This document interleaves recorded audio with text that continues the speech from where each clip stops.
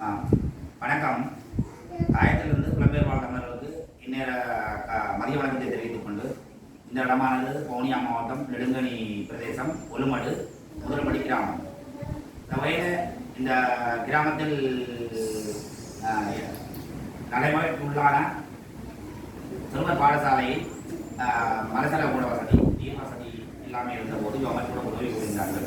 அந்த வகையில் நாம் நேரில் வந்து பார்வையிட்டு புலம்பெயர் வாழ் தமிழர்களுக்கு தெரியப்படுத்தியிருக்கிறோம். அமைப்பு வேண்டுகோளை ஏற்று உடனடியாக இந்த